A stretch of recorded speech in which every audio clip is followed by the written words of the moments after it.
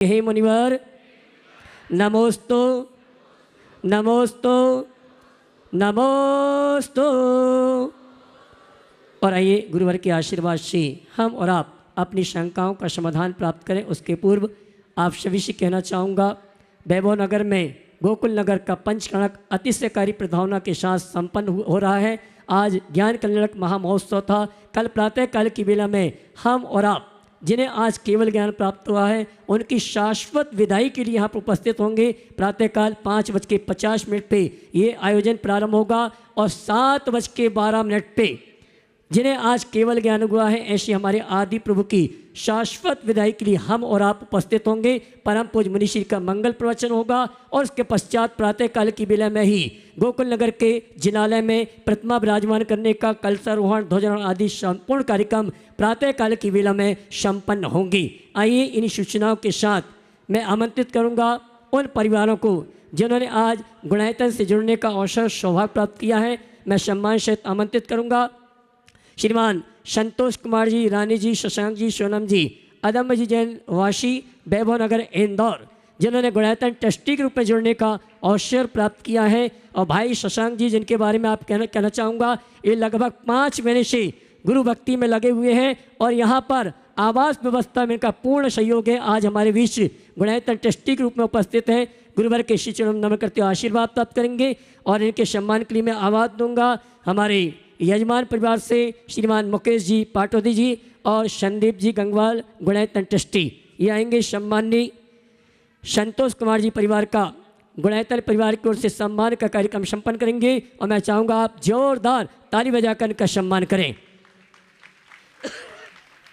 और आइए इसी क्रम में मैं आमंत्रित करूँगा उस परिवार को जिस परिवार के सदस्यों को भगवान के माता पिता बनने का महाराजपुर में सौभाग्य प्राप्त हुआ था और यहाँ पर पंचकणक प्रतिष्ठा महामहोत्सव में सौधर्मिंद बनने का सौभाग्य प्राप्त हुआ है। आज प्रातःकाल की बेला में गुरुवर से आशीर्वाद प्राप्त किया और गुरुवर ने इन्हें भरपूर आशीर्वाद दिया और गुणायतन ट्रस्टी के रूप में आज ये परिवार जुड़ रहा है। मैं आमंत्रित करूंगा श्रीमान राजीव जी, अनीता जी, अनिकेत जी, श्रिया जी, देवी जी, विज्ञान शोधिया परिवार, महाराजपुर, देवरी, इंदौर, जिन्होंने आज गुणायतन ट्रस्टी के रूप में जुड़ने का अवसर प्राप्त किया है।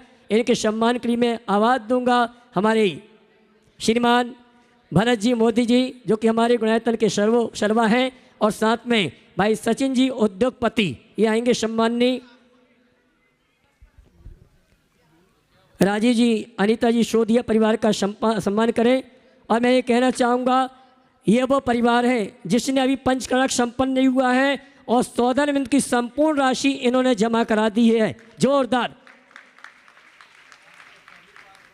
हाँ जी, अभी तो सौधर्मिंद की मैंने चर्चा की, लेकिन यहाँ पर जितने भी मुख्य पात्र बने हैं, मुख्य पात्रों के साथ साथ जिन्होंने जो बोली ली है उन सब ने अपनी अपनी राशि जमा करा दी है। ऐसे पंचकणक प्रतिष्ठा महामहोत्सव के महापात्रों का जोरदार ताली बजाकर सम्मान करें।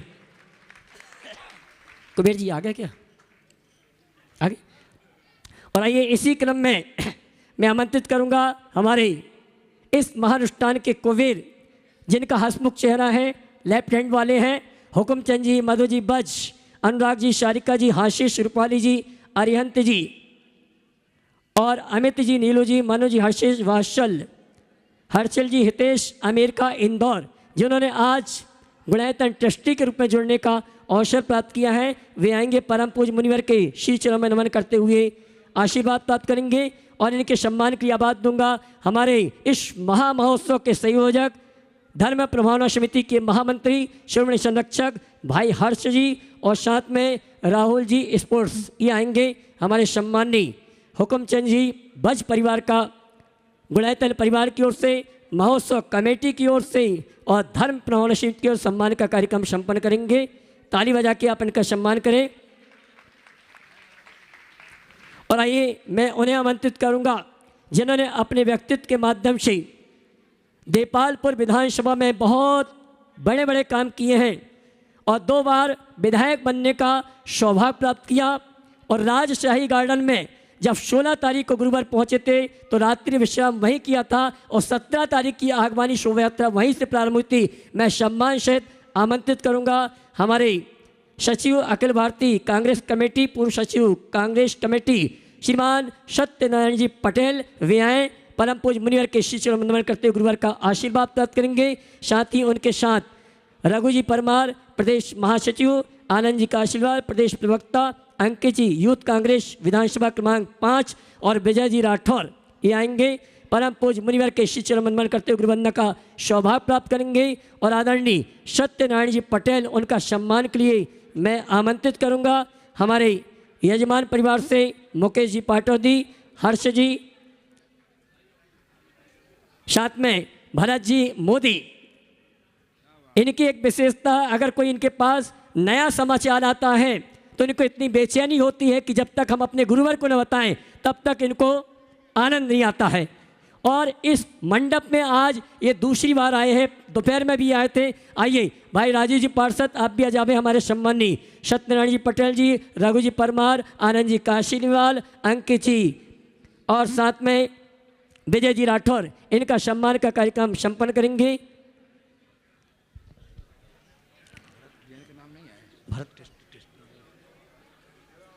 आइए सभी सम्मानीय अतिथियों का सम्मान का कार्यक्रम चल रहा है। मैं चाहूँ राजीव भाई आप भी पहुँचे सम्मान करने के लिए, जोरदार ताली बजाकर का सम्मान करें।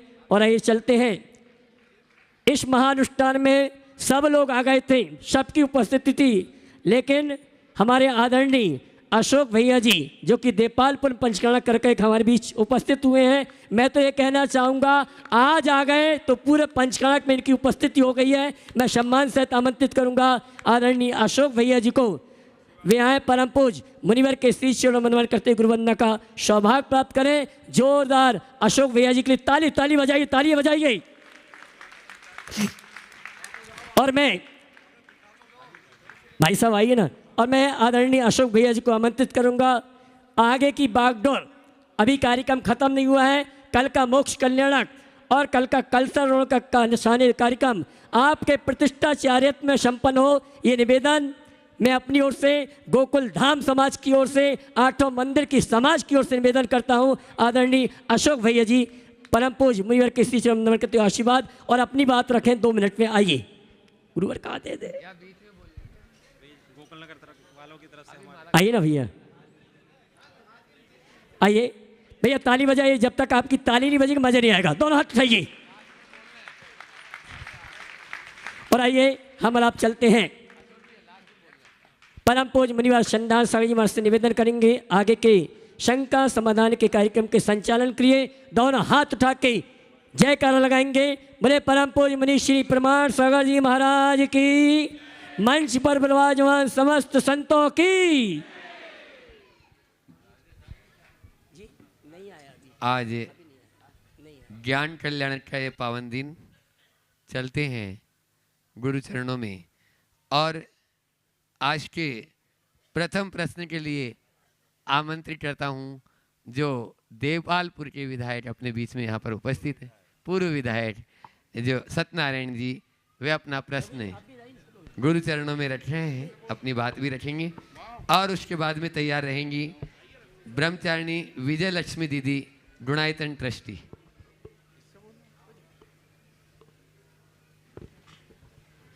गुरुदेव के चरणों में सत नमन करता हूँ। साध्वी जी के चरणों में सत नमन। आदरणीय गुरुदेव, जो आज वर्तमान में प्रजातांत्रिक देश में लोकसभा हो या विधानसभा हो, और उसमें प्रजातांत्रिक ढंग से विपक्ष अपनी बात, जनता की आवाज़ अगर सामने रखता है तो सरकार उसको, कई बातों को हम देखते हैं गंभीरता से नहीं लेता है। विपक्ष प्रजातांत्रिक ढंग से अपनी बात रखता है, लेकिन जब ऐसी सुनवाई नहीं होती तो इस दिशा में क्या करें विपक्ष? आपका मार्गदर्शन अगर हमें मिलेगा तो उसको आगे हम बढ़ाएंगे। देखिए, आपने जो सवाल किया है मैं समझता हूँ वो यहाँ के लायक सवाल नहीं, लेकिन फिर भी आपने सवाल किया है तो उत्तर भी मैं दूंगा। मैं यही कहूँगा कि प्रजातंत्र हमारे देश का मूल है। हमें प्रजातंत्र की रक्षा करनी चाहिए, चाहे सत्ता पक्ष हो, विपक्ष हो या जनता। सबका लक्ष्य देश के व्यापक हितों की पूर्ति का होना चाहिए और प्रजातंत्र की रक्षा का होना चाहिए। अगर प्रजातंत्र में कोई बात प्रजातांत्रिक तरीके से सही फोरम पर रखी जाए तो उसकी सुनवाई होनी चाहिए, और कदाचित सुनवाई न हो तो उसका प्रजातांत्रिक तरीके से विरोध करना चाहिए। हमारा मार्ग तो यही है, डेमोक्रेसी की यही विशेषता है। तो हमें जो प्रजातांत्रिक अधिकार मिले हम उसके दायरे में रहते हुए अपनी बात करें। लेकिन एक बात और जोड़ूंगा, चाहे सत्ता पक्ष हो या विपक्ष है, जनता के और देश के सार्वभौमिक हितों को सर्वोपरि महत्व देकर चलना चाहिए। अच्छी बात का समर्थन करना चाहिए और बुरी बातों का निषेध करना चाहिए, और एक सूत्र आत्मसात करके चलना चाहिए, रचनात्मक सहयोग का। विरोध के लिए विरोध करने की प्रवृत्ति भी बहुत लोगों में होती है, हमें उससे बचना चाहिए। जब हम देश को सामने रखकर चलेंगे तो रचनात्मक सहयोग होगा, और पक्ष और प्रतिपक्ष को सामने रखेंगे तो खींचातानी मचेगी। हमें ये एक व्यवस्था है पक्ष और प्रतिपक्ष की, पर दोनों का मूल पक्ष तो देश और देश का व्यापक हित होना चाहिए, और यही है। तो उसकी हमें गरिमा का ध्यान रखना चाहिए और उभय पक्षों का इसका पूर्ण अनुपालन करना चाहिए। नमोस्तु गुरुदेव, नमोस्तु गुरुदेव। मेरे मन में और बहुत सारे लोगों के मन में ये जिज्ञासा है कि हम जब मंदिर बनाते हैं और किसी कारणवश जहाँ मंदिर में हम अपनी योगदान देते हैं और वहाँ हम अगर वहाँ नहीं रह पाते हैं, तो ऐसा मुझे किसी ने बताया है कि उसको अगर आप मेंटेन नहीं कर पाते हैं तो उसमें या उस मंदिर में ट्रस्टी बनने के बाद अगर आप अपना जवाबदारी पूर्ण नहीं निभा पाते हैं तो उसमें दोष लगता है, तो वो नहीं करना चाहिए। तो क्या हमें मंदिर निर्माण में भी सहयोग या मंदिर नहीं बनाना चाहिए? देखिए, मंदिर का निर्माण करना चाहिए, मंदिर के निर्माण में पूर्ण सहयोग देना चाहिए। लेकिन शास्त्र में ऐसा विधान है कि अगर कहीं आप मंदिर का निर्माण करते हैं, कहीं भगवान को विराजमान करते हैं, तो यावत चंद्र दिवाकरों उनकी सेवा पूजा होते रहे, ऐसी व्यवस्था सुनिश्चित करनी चाहिए। जब तक ये व्यवस्था सुनिश्चित नहीं होती तब तक प्रतिष्ठा अधूरी हो। तो आपने सुना होगा, पढ़ा भी होगा, पुराने ज़माने में हमारे दान दातारों ने मंदिर बनाए, उदारता से मंदिर बनाया। मंदिर के रख रखाव के लिए बड़े बड़े भूखंड को, बाग बगीचों को, उद्यानों को, खेतों को मंदिर के लिए समर्पित किया ताकि उसके आय से उसकी व्यवस्था बनी रहे। तो ये हमारी शास्त्रीय परिपाटी है, हमको इसका पूरा ध्यान रखना चाहिए। रहा सवाल अब हम वहाँ आज उपस्थित रहें न रहें, ये कोई ज़रूरी नहीं कि जहाँ जहाँ मंदिर बनाए हम खुद उपस्थित रहें, लेकिन हम उपस्थित रहें या न रहें, भगवान की सेवा और पूजा निरंतर बनी रहे, ये सुनिश्चित होना चाहिए। अगर कोई किसी के ट्रस्ट का संचालन करता है तो उसकी जिम्मेदारी है कि उस ट्रस्ट के उद्देश्यों की पूर्ति करे, उसमें किसी तरह की कमी ना होने दे। यदि ट्रस्ट के उद्देश्यों की पूर्ति में कमी होती है तो वह पाप का भागी हो। ऐसे लोगों को जिम्मेदारी से अपने दायित्व का पालन करना चाहिए और यदि कदाचित दायित्व के अनुपालन में अपने आप को असमर्थ महसूस करे तो समर्थ लोगों को दायित्व सौंप देना चाहिए, उसमें कोई संकोच नहीं करना चाहिए। एक बात अपने मन में बिठा लेनी चाहिए कि मंदिर श्रद्धा का आयतन है, सत्ता का अधिष्ठान नहीं। श्रद्धा से भरकर आप मंदिर में काम कीजिए, वहाँ सत्ता की भावना अपने ऊपर हावी मत होने दीजिए। हम कर पाएँ अच्छी बात है, नहीं तो जो कर रहा है हम उसके लिए सहयोगी बने। हमारे शास्त्रों में ऐसा भी वर्णन आता है कि मंदिर का निर्माण करना, मंदिर में भगवान विराजमान करना, मंदिर में उपकरण दान देना, मंदिर की सेवा पूजा के लिए भूमि भवन आदि का दान करना भी नित्य पूजा के अंतर्गत आता है। तो आप किसी न किसी रूप में अपने आप को जोड़ कर रख सकते हैं, तदनुरूप अपनी व्यवस्था आगे बढ़ा सकते हैं। नमस्ते। ओ आगे ब्रह्मचारिणी विजयलक्ष्मी दीदी गुणायतन ट्रस्टी, और वो अपना प्रश्न कर रही हैं और उसके बाद में तैयार रहेगा यहाँ का गोकुल नगर युवा मंडल। मुख्य पीठ पर विराजमान पंच परमेष्टियों के श्री चरणों में मेरा सादर नमोस्तु नमोस्तु नमोस्तु। सभी सुल्लभ जी महाराज को मेरा इच्छामी इच्छामी इच्छामी। महाराज श्री पंचकल्याणक में अरिहंत भगवान का स्वरूप तो ज्ञान कल्याणक होते ही प्रकट हो जाता है। मोक्ष कल्याणक के उपरांत सिद्ध स्वरूप प्राप्त जिन प्रतिमा को अरिहंत प्रतिमा के रूप में स्थापित करके और पूजन करना उचित है, और जिन मंदिर में अरिहंत स्वरूप को पूजना है तो फिर मोक्ष कल्याणक की प्रावधान क्यों है? देखिए, हम अरिहंत की जो स्थापना करते हैं वो कौन से अरिहंत की? पंच महाकल्याण संपन्नानम अरिहंतानम। कथम भूतानम अरहंतानम? पंच कल्याण संप्राप्तानाम अरहंतानाम। तो जिन्होंने अपने अतीत जीवन में पंच कल्याणकों को प्राप्त किया था, उन अरहंतों की हम आज पूजा कर रहे हैं। तो जब पंच कल्याणक में उनके सिद्ध अवस्था के मोक्ष कल्याणक हुए थे कि नहीं हुए थे?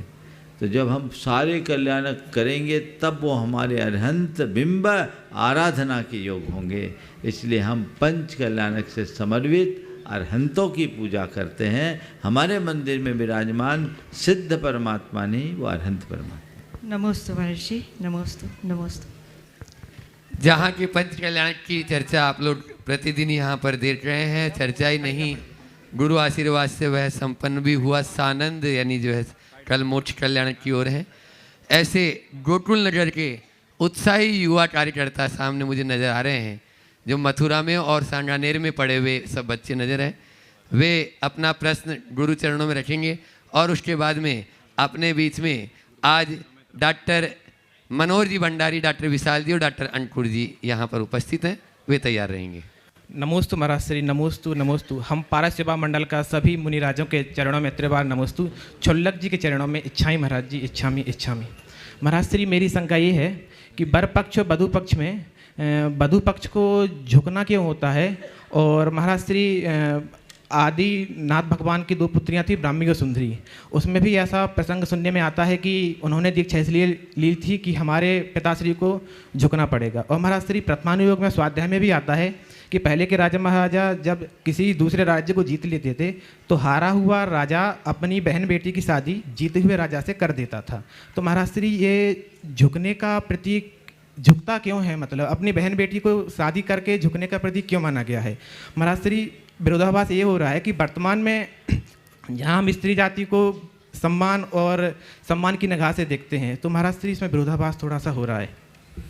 नमस्ते महाराज श्री, शंका का समाधान कीजिए। अगर भारत की परंपरा और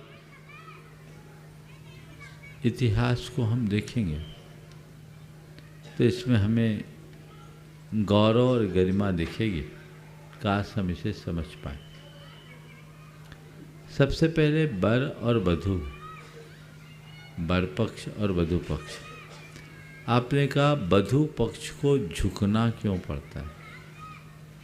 हमारे देश की परंपरा है, जो बड़ा होता है वो विनत होता है, वो नत होता है। जो झुक रहा है वो छोटा नहीं है, बड़ा है।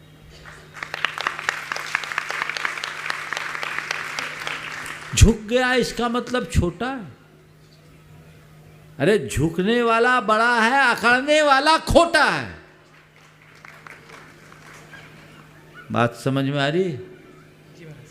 हम झुक गए इसलिए छोटे हो गए, ऐसा कहने वाला अहंकारी है। हम गुणी हैं इसलिए हमें झुकना है, ऐसा समझने वाला विनम्र है।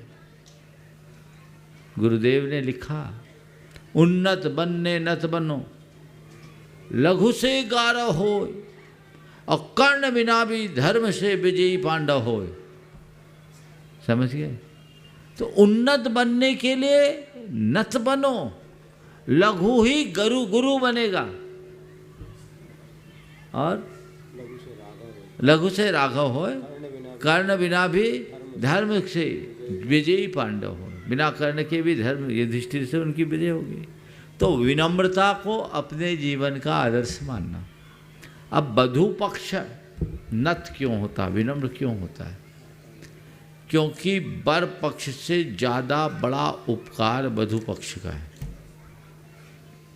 मेरी बात को थोड़ा सुनना अच्छे से, कई लोगों को हजम नहीं होगी, लेकिन ये चिंतन बहुत कम लोगों का होगा। थोड़ा सकारात्मकता से देखो। वर पक्ष से वधू पक्ष का महत्व अधिक है। क्यों? क्योंकि वधू पक्ष ने वर पक्ष को, वंश को आगे बढ़ाने के लिए अपनी बेटी दी है।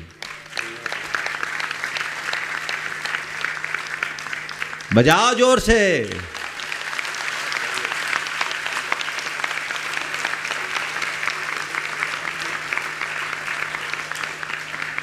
बोलो, हमने जो बोला वो आपके दिल को छुआ कि नहीं छुआ? तो एक बार और बजाओ।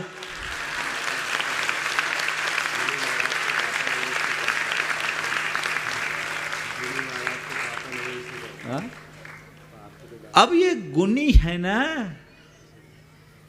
अगर तुम्हें कोई बेटी ना दे तो तुम्हारा वंश वहीं रुक जाएगा।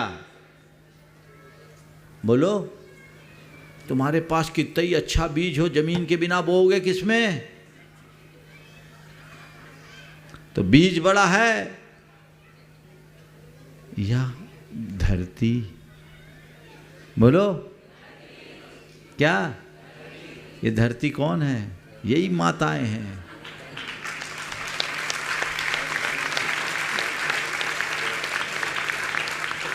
समझ में आ रही बात?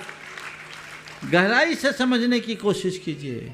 इसलिए जो महान होते हैं वे विनम्र होते हैं, और जो क्षुद्र होते हैं वो अकड़ते हैं। वधू पक्ष के द्वारा प्रकट इस विनम्रता को उनकी कमजोरी मानकर उन्हें कमतर आंकने वाले वर पक्ष अभिमानी हैं। उन्हें अपना अभिमान तोड़ना चाहिए और विनम्रता के साथ उनको उनका बहुमान कर उन्हें गले लगाना चाहिए। ये हमारी भारत की संस्कृति है। किसी पक्ष को कमजोर कभी नहीं माना गया। और तुम्हें बताऊं, भारत के इतिहास में और देखो, स्वयंवर कन्याओं का हुआ कि लड़कों का? बोलो, नसीब में नहीं है तुम लोगों का, पलड़ा इनका भारी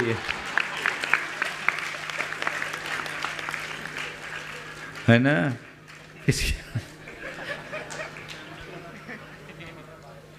बात समझ में आ रही कि नहीं? स्वयंवर किसका? तो बड़ा कौन? और सुनाओ, बचे रहने दो, ज्यादा भद्र न पिटे। इसलिए वर पक्ष को ये भूल नहीं रखनी चाहिए कि हम बड़े हैं, और वधू पक्ष को अपने मन में ऐसी हीनता नहीं आने देनी चाहिए कि हम छोटे हैं।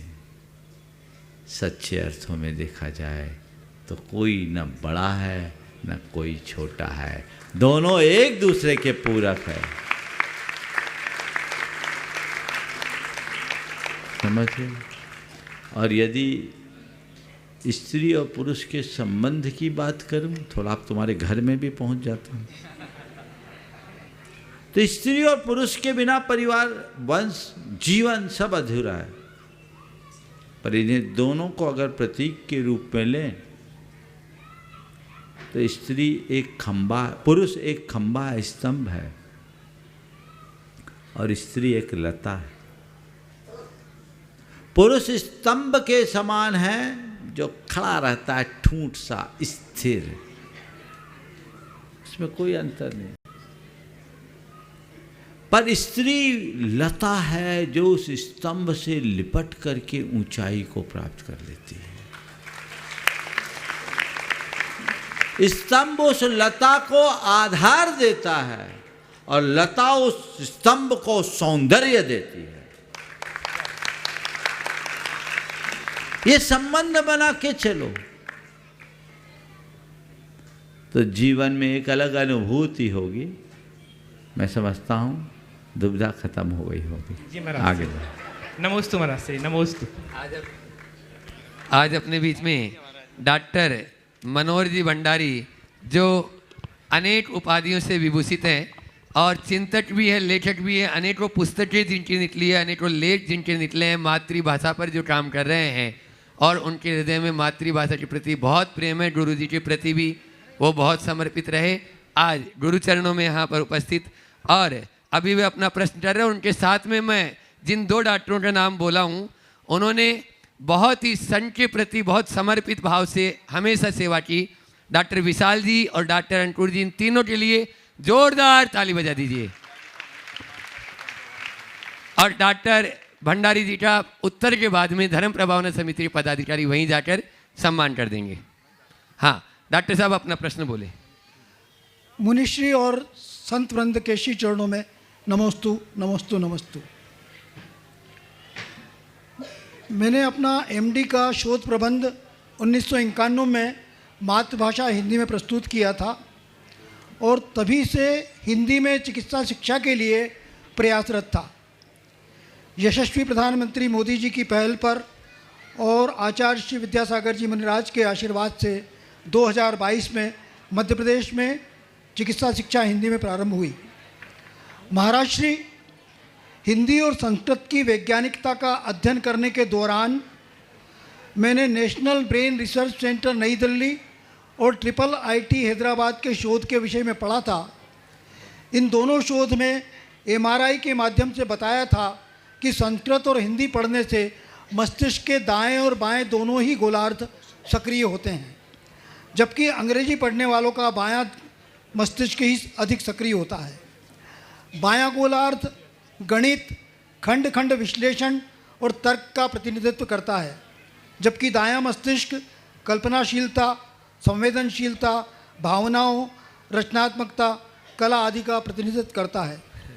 व्यक्तित्व के समग्र और सम्यक विकास के लिए दोनों गोलार्धों का समान रूप से सक्रिय होना आवश्यक है। वर्तमान में माता पिता हिंदी को हीनता की दृष्टि से देखने लगे हैं। परिणाम ये होने लगा है कि भारत में भी अमेरिका की तरह वृद्धाश्रमों की संख्या तेज़ी से बढ़ती जा रही है। महाराज श्री, आप इस विषय में हमें आशीर्वाद प्रदान कर अनुग्रहित करें। पहले तो मैं चाहूँगा डॉक्टर भंडारी जो हमारे समाज की एक बहुत बड़ी विभूति हैं, मुझे नहीं मालूम था वो नीचे बैठे हैं, एक बार उनका जोरदार अभिनंदन करें और धर्म प्रभावना समिति उनका हृदय से स्वागत करे। इन्होंने जो काम किया है वो बहुत ही प्रशंसनीय कार्य है। हिंदी को जगत व्यापी बनाने का जो गुरुदेव का सपना था, उस सपने को साकार करने में डॉक्टर भंडारी साहब की बहुत बड़ी भूमिका है और ये पूरे भारत वर्ष के लिए एक बहुत बड़ा आदर्श है, जिसमें मेडिकल की पढ़ाई के लिए हिंदी माध्यम को प्रारंभ किया गया। पूरे मेडिकल का संपूर्ण अध्ययन अब हिंदी में भी उपलब्ध हो गया और इसकी पहल मध्य प्रदेश से हुई और उसके आधार डॉक्टर मनोहर भंडारी बने। बहुत बहुत आशीर्वाद। आपने जो अभी शोध की बात की कि हम जब मातृभाषा में कोई बात करते हैं, खासकर उसमें भी हिंदी और संस्कृत में, उससे हमारे मस्तिष्क के दोनों गोलार्ध सक्रिय होते हैं। ये एक वैज्ञानिकों के द्वारा एकदम परीक्षित प्रामाणिक तथ्य है, किसी के मन की कल्पना नहीं। इसलिए इस विषय पर सबको विचार करना चाहिए। सबसे पहले तो मैं यहाँ बैठी हुई माताओं से कहना चाहूँगा, जो ढंग से हिंदी भी नहीं बोल पाती, वो अपने बच्चे को अंग्रेजी माध्यम में ढकेलने की जो आदत बना रखी है, उनसे बचे और अपने बच्चों का वास्तविक विकास करना चाहते हैं तो उन्हें अपनी भाषा में अध्ययन करने का अवसर प्रदान करें। और अब इस दिशा में काफ़ी काम भी हो रहा है, हमें इसे आगे बढ़ावा देना चाहिए। अंग्रेजी माध्यम का अंधानुकरण कतई उचित नहीं है। हम अधिक से अधिक भाषा सीखें, उसमें कोई बुराई नहीं, लेकिन माध्यम तो अपनी भाषा को ही बनाना चाहिए। जिन देशों में ब्रिटिश उपनिवेश था वहीं अंग्रेजी का चलन है। आज भी दुनिया के बहुत सारे ऐसे देश हैं जिनकी सारी शिक्षा उनकी अपनी भाषा में है और वहाँ अपनी भाषा में पढ़ने से हम पढ़ने में और ज़्यादा सुविधा प्राप्त करते हैं, सरलता प्राप्त करते हैं। ये वैज्ञानिकों ने शोध करके स्थापित किया है। इसलिए हमें अपने माध्यम को बढ़ाना चाहिए। हिंदी माध्यम में या अपने मूल भाषा में आप पढ़ेंगे तो उसमें आपको भारत की संस्कृति पढ़ाई जाएगी। उसमें आप कालिदास जैसे महान विद्वानों की बात सुनेंगे, पढ़ेंगे। और यदि आप अंग्रेजी में पढ़ेंगे तो आपको शेक्सपियर पढ़ाया जाएगा। कालिदास में भारत के दर्शन होंगे और शेक्सपियर जैसे दार्शनिकों में पश्चिम की बात आएगी। यही बुनियादी फर्क आता है और इन्हीं से हमारे जीवन मूल्य बदलते हैं। आज जो पश्चिमी जीवन मूल्य हम पर हावी हो रहे हैं, उसमें एक बड़ा कारण आज की शिक्षा प्रणाली है। इसे हम बदलें। आपने जो बात कही है बिल्कुल सही है कि भारत जैसे देश में जहाँ संन्यास आश्रम की व्यवस्था तो प्राचीन काल से थी, वृद्धाश्रम भारत की संस्कृति पर कलंक है, जो अमेरिका की तरफ आम होता जा रहा है। हम चाहें अपने देश की व्यवस्था को सुचारू बनाना चाहते हैं तो हमें उस दिशा में सतत प्रयास करना चाहिए और डॉक्टर भंडारी जैसे अन्य अनेक लोगों को आगे आना चाहिए। मैं इसके लिए केंद्र सरकार का भी साधुवाद दूंगा, जिन्होंने गुरुदेव के इस अभियान को गति देने में बहुत महत्वपूर्ण भूमिका नहीं, तत्परता भी दिखाई है। अभी इसे और विस्तार दिया जाए। अंग्रेजी में जैसे मेडिकल की पढ़ाई में ये सुविधा दी गई, वैसे इंजीनियरिंग और अन्य पढ़ाइयों में भी यदि ऐसी व्यवस्था बनाई जाए और इसे देशव्यापी किया जाए तो बहुत अच्छा परिणाम होगा। बहुत बहुत आशीर्वाद। गुरुदेव के चरणों में शत नमन। हाँ, बहुत सुंदर। ओ, अगला प्रश्न कर्ता को मैं यहाँ बुलाऊं, उससे पहले आज अपने बीच में जो यहाँ पर गुरुवर के आशीर्वाद से अभी इस चातुर्मास के समापन में 108 रथावर्तन का जो आयोजन हुआ, जिसको golden book of world record में भी अब दर्ज हो गया है, उसके टीम मेंबर वेदांश जी सोनी जी यहाँ पर उपस्थित हैं। वे आज यहाँ पर आए हैं डॉक्टर CA अनिल जैन के साथ में। वे अपनी बात भी रखेंगे और जो सर्टिफिकेट लेके आए हैं golden book of world record का, वह यहाँ पर समर्पित भी गुरु चरणों में करेंगे। हाँ, आ जाएं और एक बार आप लोग जोरदार तालियों से वेदांश जी सोनी का अभिनंदन कर दें। और अनिल जी CA इसमें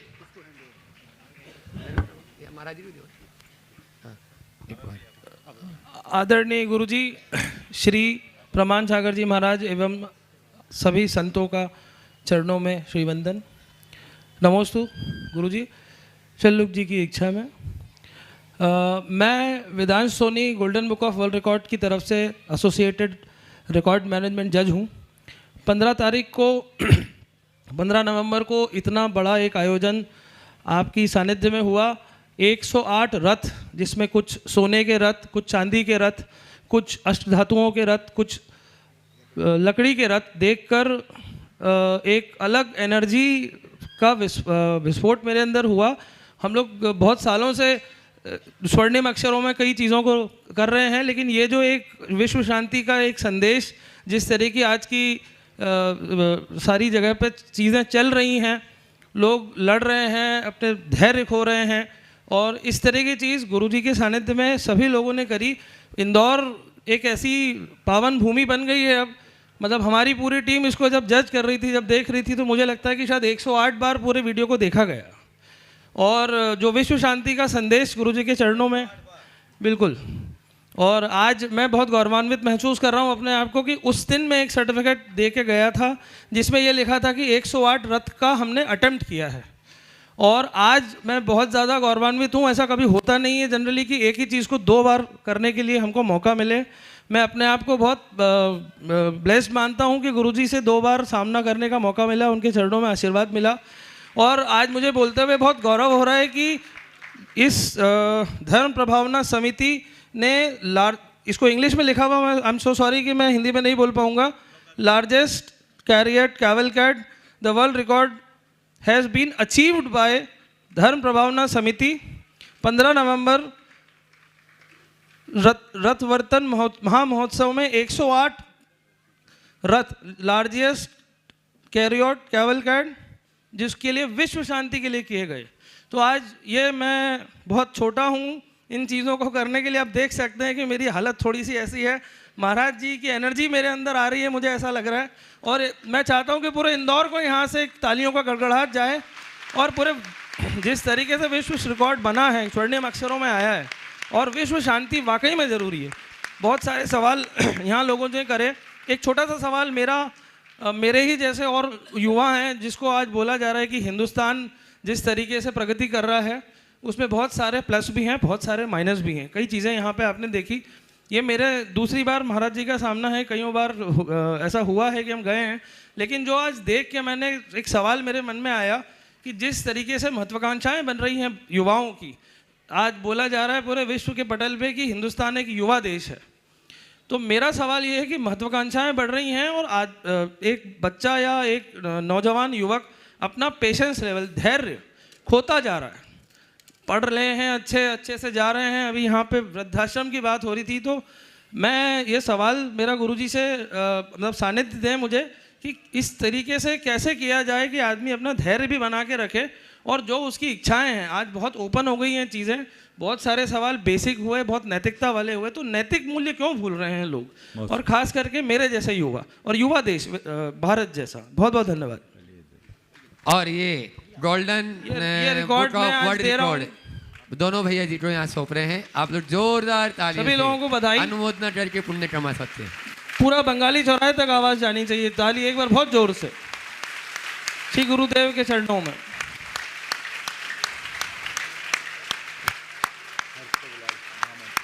हाँ, और धर्म प्रभावना समिति के महामंत्री हर्ष जी और मुख्य यजमान पाटोदी जी आ जाएं। मुकेश जी पाटोदी चले। हाँ, हर्ष इस पंच कल्याण प्रतिष्ठा महामहोत्सव के भी जो संयोजक है। और प्रश्न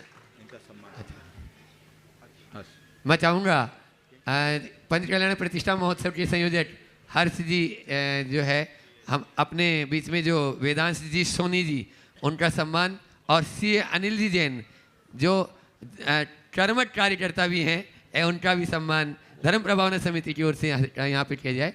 धर्म प्रभावना समिति के पदाधिकारी आ जाएं। यहाँ के अध्यक्ष जी विनोद जी आ जाए। विनोद जी श्रीपाल जी हो गया। चलिए, देखिए अभी जो बात आप सबके बीच रखी गई, ओ हो गया। हाँ, एक बार सभी लोग करतल ध्वनि से इनका सम्मान कर दें। बहुत अच्छा। अभी जो बात इनने की वो तो ठीक ही है। ये एक बहुत बड़ा इतिहास बना। 108 रथ यात्रा जो मन की कल्पना थी, पर वह कल्पना से भी परे साकार हो गई। हमने कोई आयोजन किसी रिकॉर्ड बनाने के उद्देश्य से नहीं किया। मुझे तो पता भी नहीं था कि आप लोगों की तरफ से कोई ऐसी प्रक्रिया चल रही है। आपके सामने लेकिन अच्छी बातें यदि कहीं अंकित होती है तो ये देश के इतिहास को परिवर्तित करती है और लोगों के लिए प्रेरणा देती है। हमें ऐसा प्रयास करना चाहिए। आज जो आपने सवाल किया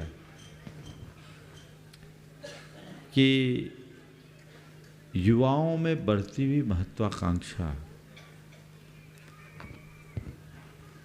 उसे कैसे रोका जाए, कैसे बचाया जाए, एक बड़ा अहम प्रश्न है। बाहर प्रगति हो रही है लेकिन भीतर से कमज़ोर हो रहे। मेरे देखे इन सब से बचने का केवल एक ही उपाय है, वह है आध्यात्मिकता का विकास। हम एक आध्यात्मिक क्रांति जगाना चाहते हैं जिसकी सारे जगत को आवश्यकता है, क्योंकि बौद्धिक और भौतिक रूप से समृद्ध मनुष्य जब तक आध्यात्मिक रूप से समर्थ नहीं बनता तब तक उसके जीवन में संतुलन नहीं आ सकता। अल्बर्ट आइंस्टीन से किसी ने एक बार सवाल किया था कि आपने एटॉमिक पावर का इन्वेंशन किया है, ये क्यों किया? उन्होंने जवाब दिया, जगत के कल्याण के लिए। उनसे पुनः प्रश्न किया गया, क्या आपको इस बात का पक्का भरोसा है कि ये शक्तियाँ केवल निर्माण के ही कार्य में आएगी? आइंस्टीन साहब ने अत्यंत दृढ़ आत्मविश्वास से कहा, हाँ, मुझे पक्का भरोसा है कि ये शक्ति निर्माण के कार्य में आएगी, केवल निर्माण के कार्य में आएगी जब तक मनुष्य का दिल और दिमाग दुरुस्त रहेगा। दिल और दिमाग दुरुस्त है तब तक सब रचनात्मक है, और दिमाग फिरा तो सर्वत्र विध्वंस है। हमारे दिल और दिमाग को दुरुस्त करने का अगर कोई माध्यम है तो वह है अध्यात्म। भोगवादी मनोवृत्ति से मुक्त कर यदि हम आध्यात्मिकता से जोड़ लें, आध्यात्मिक दृष्टि का विकास कर दे, तो ऐसे लोगों में आत्मविश्वास बढ़ेगा, सहिष्णुता का विकास होगा, धैर्य आएगा, गंभीरता आएगी, और अहिंसा, प्रेम, परस्परता, आत्मीयता जैसे परंपरागत मूल्यों के प्रति आस्था बनेगी, जो हमारे जीवन का मूलभूत तत्व है। हमें इन्हें जगाने की ज़रूरत है। आज देश आगे बढ़ रहा है, अच्छी बात है, पर एक बार गुरुदेव से किसी ने कहा, महाराज, भारत अब विकासशील देशों में अग्रणी हो गया। किसी ने कहा, गुरुदेव, भारत अब विकासशील देशों में अग्रणी बन गया। गुरुदेव ने कहा, भारत शीलवान बना रहे, विकास अपने आप बनेगा। शील आध्यात्मिकता से ही संभव है। तो आज सरकार को भी और समाज को भी, सबको ये चाहिए कि हमें अपने आप को अंदर से मजबूत करना है। मैं देखता हूँ कि मनुष्य की बाह्य शक्तियाँ तो विस्तीर्ण हो रही है, पर वो भीतर से शक्तिहीन होता जा रहा है। इसके ही परिणाम स्वरूप वो बातें तो समझदारों की करता है और व्यवहार पागलों जैसा। ये परिवर्तन होना चाहिए, उनमें जागरूकता आनी चाहिए, तभी जीवन बेहतर बन सकेगा। बंधुओं, आज जिस परिवार को गुरुदेव का नवदा भक्ति पूर्वक पठदान करके आहार दान देने का सौभाग्य प्राप्त हुआ। बहुत पहले से जुड़े थे राजेश मीना जी जैन, जो गुणायतन के ट्रस्टी के रूप में थे, और देवयश और सूर्ययश ये भी दोनों बेटे उनके ट्रस्टी थे। आज ये गुणायतन से शाश्वत तीर्थराज समय सिटर्जी में शाश्वत तीर्थराज समय सिटर्जी में बनने वाले उस गुणायतन में अपना शाश्वत स्थान बनाते हुए शिरोमणि संरक्षक के रूप में जुड़ रहे हैं। राजेश मीना जैन, देवयश, सूर्ययश जैन, ज्ञान टेक इंडस्ट्रीज प्राइवेट लिमिटेड, पूरे परिवार के लिए जोरदार तालियां। बच्चे कहाँ हैं? बच्चे हैं नहीं है? कहाँ बोला? देवयश और सूर्ययश भी आ जाए। और इनके सम्मान के लिए मैं धर्म प्रभावना समिति के अध्यक्ष श्रीमान अशोक जी दोषी और साथ में ही महामंत्री हर्ष जी, चंद्रकला जी पाटनी और छवि दोषी आ जाएं। और वे आज जो रानी दोषी जी भी आ जाएं, वे आज शिरोमणि संरक्षक के रूप में गुणायतन में अपना स्थान बना लिए हैं। ऐसे राजेश मीना जैन का स्वागत अभिनंदन करें। और एक प्रश्न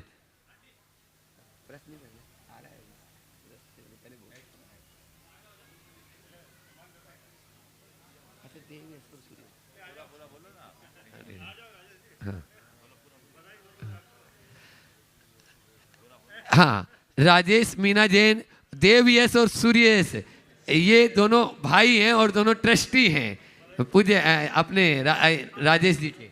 ज्ञान टेक इंडस्ट्री पूरा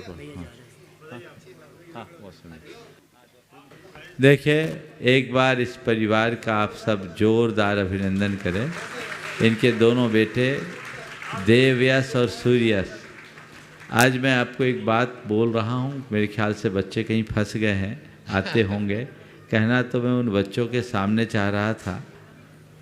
एक आध मिनट जब तक सवाल कर लो राजेश, फिर मैं बोलूँगा। अपना सवाल करो। हाँ, नहीं है सवाल।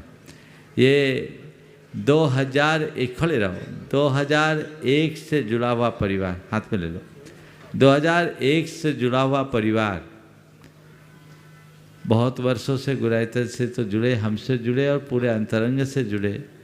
संयोगवश आज इनके यहाँ आहार हुआ। गदगद भाव रखते हुए इनके दोनों बेटों ने मुझसे कहा, महाराज हम अब गुणायतन से स्थायी रूप से जुड़ना चाहते हैं और आज के इस दिन को अपने जीवन की स्थायी स्मृति में जोड़ना चाहते हैं। हमारे लिए बहुत प्रसन्नता है। और पिता तो पहल करे सो करे।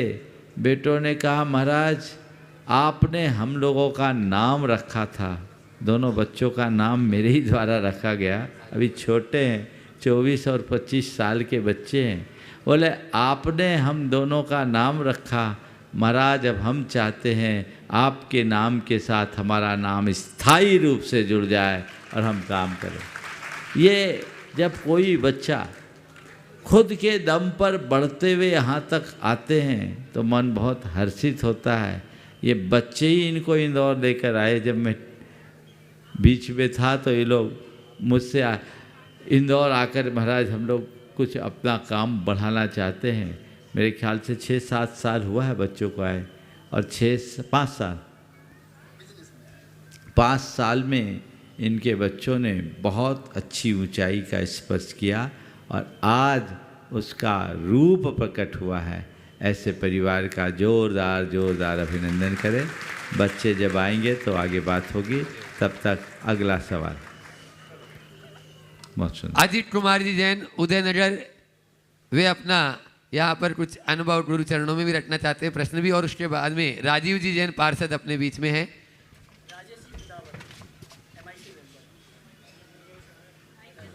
हाँ, बुला रहा हूँ। राजीव जी जैन पार्षद। अजीत कुमार जी यहाँ पर उपस्थित हैं। हाँ दीजिए जल्दी। हाँ, थोड़ा महाराज जी के चरणों में बारंबार नमस्तु।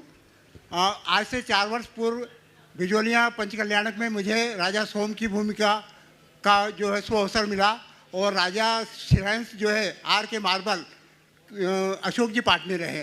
तो ये इसमें मेरा कौन सा पुण्य था कि मैं एक सामान्य व्यक्ति उनके सामने उनका बड़ा भाई के रूप में खड़ा हुआ। दूसरा प्रश्न, ये मेरी सिर्फ पत्नी है और हम उज्जैन में थे आज से 37 वर्ष पूर्व। हमारे पड़ोस में एक परिवार रहता था, नाम तो नहीं बताऊंगा मैं। तो उनका एक 11-12 माह का बच्चा था और दूसरा बच्चा जो है भ्रूण में आया। उस समय उनकी जो अच्छे संबंध उनसे रहा कि वो इनकी बात मानती थी। वो 11-12 माह के बच्चे को इनके पास सुपुर्द के भाभी संभालना, और कुछ उनको कहा कि आज नाश्ता करो हमारे यहाँ। ओम, क्या बोलना चाह रहे हैं आप? सवाल करिए, रामायण मत सुनाइए, जल्दी बोलिए अपनी मूलभूत बात। महाराज जी, उनने अबार्शन नहीं किया है, करवाया। आज वो बालक 36 वर्ष का है और IT इंजीनियर है। दूसरी बात है कि इनने जो प्रयास किया उसके लिए उनको बहुत सुंदर। देखिए, आज ये महिला पहली नहीं, आज के दिन की तीसरी महिला है। एक तो आपने सार्वजनिक रूप से कहा, 2 ने मुझे कक्ष में कहा, और 3 में आपका बेटा IT इंजीनियर है। एक लड़का आज भी लगभग 35-37 साल का IIT टॉपर है। उसकी माँ ने मुझसे आकर आज प्रायश्चित मांगा कि महाराज जी, मैं जब वो पेट में आया था तीसरा बच्चा नहीं चाहती थी और मैं अबॉर्शन कराना चाहती थी, लेकिन दवाई का असर नहीं हुआ और डॉक्टरनी ने मना कर दिया। मैंने उनकी बात डॉक्टरनी से कन्विंस होकर मान लिया। महाराज बेटा हुआ, इतना ब्रिलियंट बेटा। आज वो IITian है, बहुत बड़ी कंपनी में जॉब कर रहा है। मुझसे कितना बड़ा अपराध हो जाता। और एक और जिनका बेटा बहुत अच्छे काम कर रहा है। तो कहने का तात्पर्य ये है कि ये घटनाएं हमें बताती है कि पेट में पलने वाला भ्रूण निष्प्राण तत्व नहीं, तुम्हारे जी का लाल है, तुम्हारे कलेजे का टुकड़ा है। उसे संरक्षित रखो, उसे खंडित मत होने दो। महाराज जी, इसमें ये ओम, आगे। राजीव भाई अपनी बात है संक्षेप में गुरु चरणों में रख रहे हैं, और उसके बाद में पंच कल्याण में जो पावर हाउस होता है जाप, उससे करने वाले सभी युवा, उदयनगर हो चाहे और कहीं के भी जहाँ के भी हैं, वे सभी युवा एक प्रश्न कर लेंगे। ओम नमोस्तु गुरुदेव। महाराज श्री, हमारे गेटेश्वरी में मंदिर नहीं था। सारे बुजुर्ग आंटी दादियाँ बहुत परेशान रहते थे, और हमारा पूरा परिवार भी या तो गोयल नगर मंदिर एक समय पर तैयार होकर जाते थे या फिर राधा कृष्ण बिहार जाते थे। पर जब मैंने आंटियों को देखा कि बेचारे पैदल जाते थे, क्योंकि या तो उनके बच्चे बाहर थे, उन्होंने भी बात करी कि भैया का मंदिर होना चाहिए। पापा जी और पूरे समाज के प्रयास से मंदिर बनकर तैयार हो गया। आपके आशीर्वाद से संसदन का लोकार्पण भी हो गया। और मेरी धर्मपत्नी, इन्होंने मुझे अभिषेक शांति धारा करना सिखा दिया, मुझे धर्म के पद पे आगे बढ़ाया। जैन कुल में जन्म लेते ही मैं जैन तो बन ही गया था, पर हमेशा मन में एक बात आती थी कि अभी मैं पूरी तरीके से जैन नहीं बन पाया हूँ, क्योंकि जैन धर्म की पहचान रात्रि भोजन का त्याग है। ये मुझे बार बार मन में आता था। घर में 4-5 दिन से चर्चा कर रहा था, पर पापा बोल रहे थे बेटा तुम दिन भर मेहनत करते हो, राजनीति में हो। वही 8 बजे तक का नियम था, वो भी मैं भोजन नहीं कर पाता था।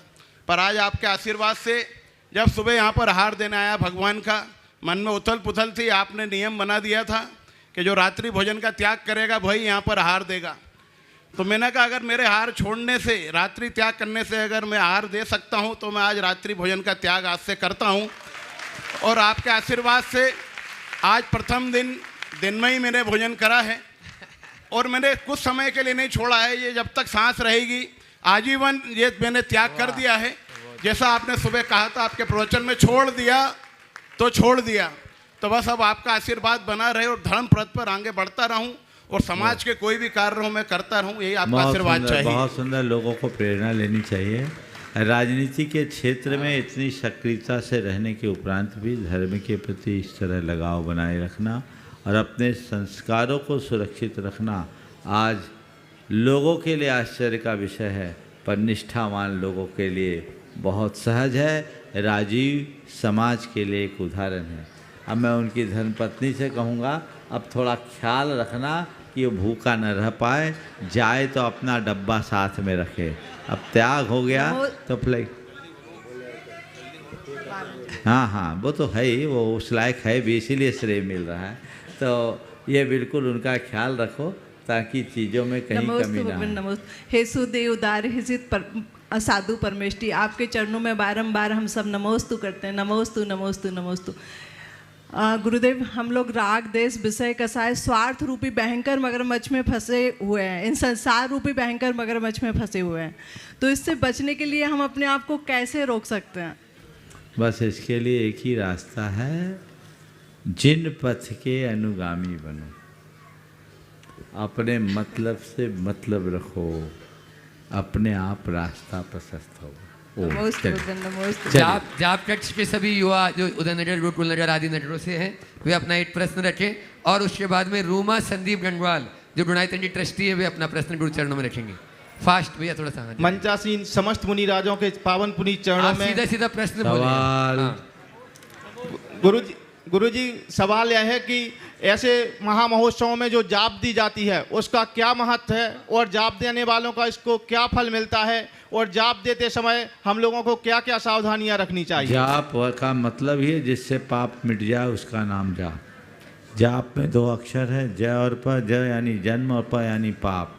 जिससे जन्म और पाप मिट जाए उसका नाम जाप है। आप लोगों ने जाप किया, निश्चित आपका पाप मिटा, और आपके जाप का ही प्रताप है कि ये महाअनुष्ठान सानंद संपन्नता की ओर है। बस एक ही, आगे बढ़ो।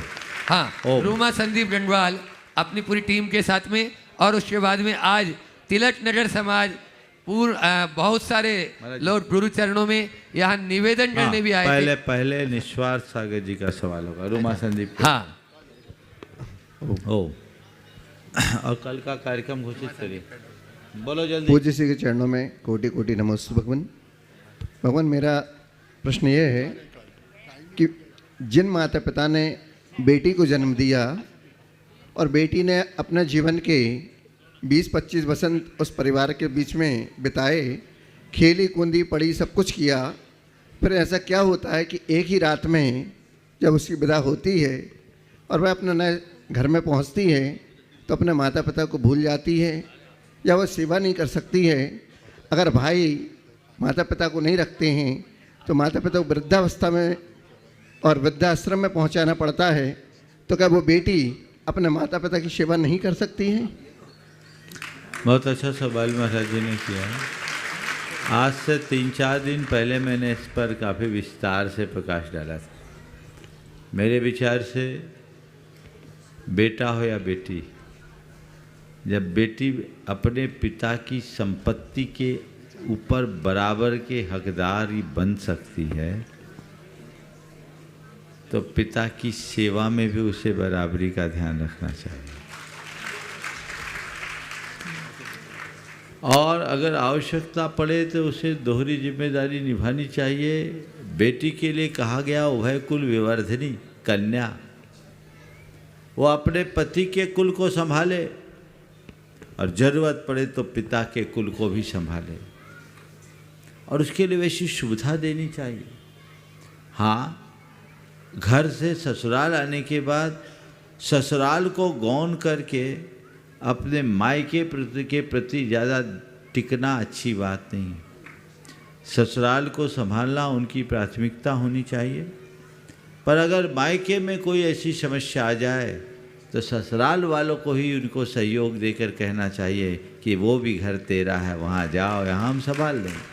अभी कुछ दिन पहले मैंने उदाहरण भी दिया था अमेरिका के एक दंपति का, उसको ध्यान में रखकर चले, सुनिश्चित ये कार्य हो सकता है। अभी आज तिलक नगर के लोगों ने निवेदन किया कि महाराज जी का सानिध्य मिले।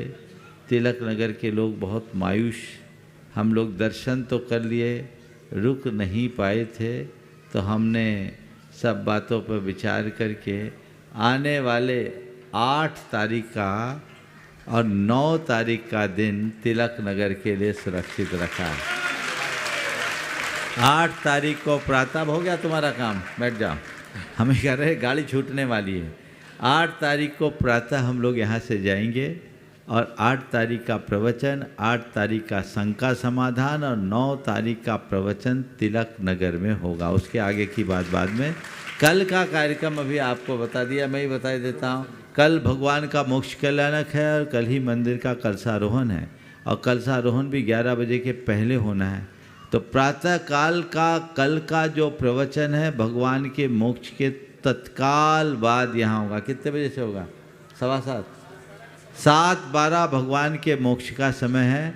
तो पूरे लोग कल जो मोक्ष कल्याणक है उसमें आएँ, थोड़ा जल्दी आएँ। 7:12 पर मोक्ष कल्याणक, हम लोग उस मोक्ष कल्याणक में आएंगे और प्रातःकाल लगभग 8:30 तक प्रवचन का कार्यक्रम 10-5 मिनट आगे पीछे पूरा होगा और उसके उपरांत यहाँ हवन आदि की क्रिया होने के तत्क्षण बाद 10:30 बजे मंदिर जी का 10:30 के आसपास कलशारोहण होगा। हम लोग तो वहाँ नहीं पहुँच पाएंगे, जैसी अनुकूलता होगी, लेकिन आप लोग उत्साह के साथ, हमारे भैया लोग आ ही गए हैं और अशोक भाई जो इस पंचकल्याणक में पूरे रहना था, डेट आगे बढ़ जाने के कारण वो नहीं आ पाए, पर मूल नायक की प्रतिष्ठा होते होते वापस आ ही गए और एक पंचकल्याणक करा करके आए हैं और वो कल अच्छे से इस पंचकल्याणक को संपन्न कराएंगे। समय पूर्ण हो गया है। एक राजेश जी उदावत MIC मेंबर हैं, वे अपना सवाल कर लें। हमारे बीच में राजेश जी उदावत MIC मेंबर सवाल है क्या? बहुत बहुत आशीर्वाद। आज के सत्र को यहीं पर विराम। अभी आप लोगों के और जो कार्यक्रम है आप उसका आनंद लें।